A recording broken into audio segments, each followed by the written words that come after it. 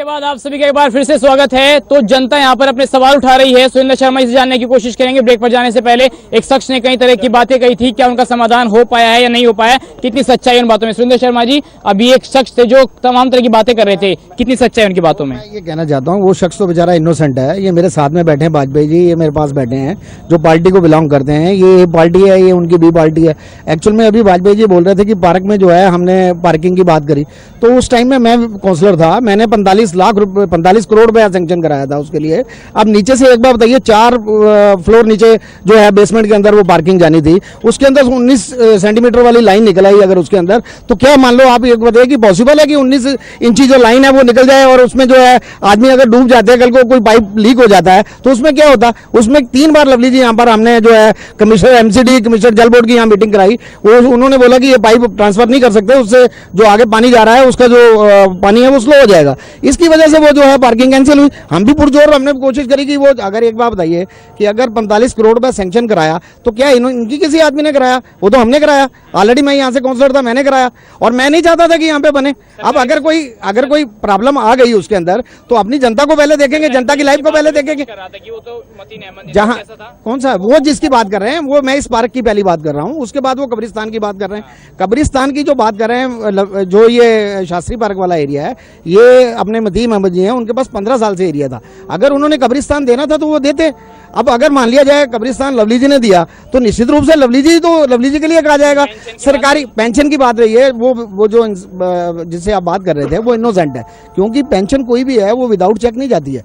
कोई मान लिया जाए, अगर मान लो कॉर्पोरेशन में पेंशन आती है वो भी चेक से आती है, लवली जी की पेंशन आती है वो भी चेक से आती है, तो उसमें कैसे पॉसिबल है कि मान लिया जाए कोई 500 देगा, कोई 1000 देगा, कोई 1500 देगा?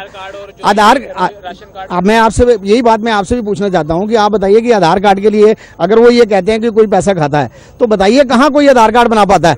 कोई आधार कार्ड जो है उसकी एजेंसी है, गवर्नमेंट की एजेंसी है, वो बनाएगी। जो ये आपका वोट कार्ड है, ये भी जो इलेक्शन कमीशन है, इसका मतलब ये टोटल इलेक्शन कमीशनर को ये दोषी ठहरा रहे हैं। आप एक बार बताइए वो किसी के अंडर आता है?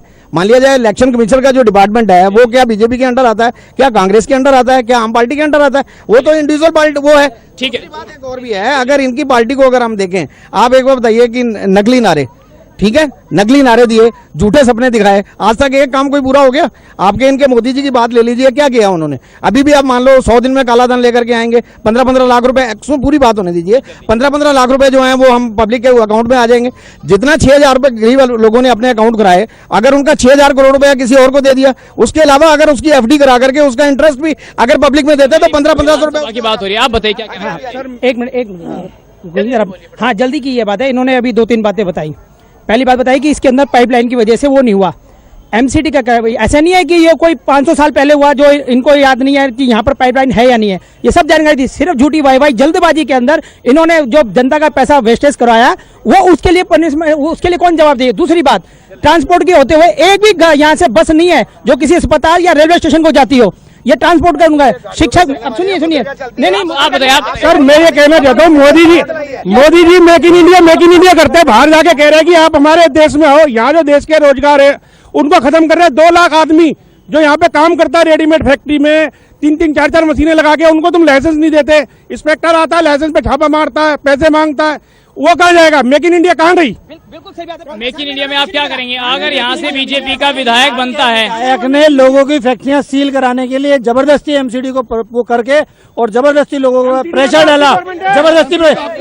बिल्कुल सही हमारी गवर्नमेंट है, बिना दिल्ली गवर्नमेंट के एमसीडी में एक पियोन नहीं रख सकती।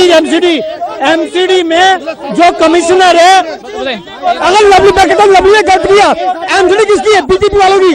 सारा काम बीजेपी वालों का है, बीजेपी वालों को करने नहीं है और लवली पर दोष दे रहे हैं। आम आदमी पार्टी क्या करेगी? आम आदमी पार्टी क्या करेगी अगर आप विधायक बनते हैं तो यहाँ से आपकी प्राथमिकता क्या होगी?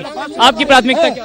देखिए, एक मिनट, स्वच्छ भारत की बात हो रही है, हमारे कर्मचारियों को बोलिए। देखिए आम आदमी पार्टी का बड़ा क्लियर कंसेप्ट है।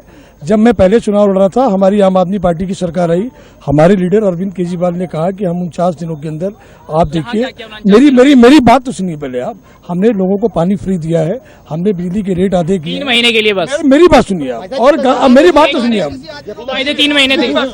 हमने गांधीनगर का हमने गांधीनगर का पूरा ब्लू प्रिंट तैयार किया है। हम स्कूलों के अंदर उर्दू टीचर देंगे, हम पार्किंग देंगे। एक महिला है, महिला बस एक अंतिम महिला, एक महिला। आपको महिला सुरक्षा मिली यहाँ पर? सुरक्षा मिली? कोई सुरक्षा नहीं है, महिलाओं के लिए सबसे ज्यादा दिक्कत है। और हम चाहेंगे, अब तक हमने कांग्रेस को भी देखा, बीजेपी को भी देख लिया, लेकिन अभी जो राज्य में सरकार आनी चाहिए वो आम आदमी पार्टी की सरकार आनी चाहिए और लोगों को, महिलाओं को काफी इससे चलिए, यानी कि साफ तौर पर ये माना जाए। अंतिम बस जल्दी बोलिए। मैं सिर्फ एक बात कहना चाहता हूँ, ये आम पार्टी के हमारे अपने बैठे हैं भैया, मैं सिर्फ ये कहना चाहता हूँ कि इनके जो अध्यक्ष हैं उन्होंने बोला मैं अपने बेटे की कसम खाता हूँ, अपनी बेटी की कसम खाता हूँ, समर्थन नहीं लूंगा। पूछो किसी की जबरदस्ती थी? उसके बाद काउंटर करने के लिए पब्लिक में गए कि मैं 60 मीटिंग करूंगा, 6 मीटिंग करके गद्दी पे बैठ गए। आप एक बात बताइए, जब पब्लिक से समर्थन लेकर के वो सीट पे बैठे, तो जब सीट से उतरे पब्लिक में गए, पूछे किसी से? ये स्थिति थी गांधीनगर विधानसभा की, जहां पर हमने लोगों से उनके मुद्दे जाने, जनता ने सीधे सवाल पूछे और नेताओं ने उनके सीधे जवाब भी दिए हैं। गांधीनगर से आज बस इतना ही। बाकी खबरों के लिए आप देखते रहिए VIP न्यूज। नमस्कार।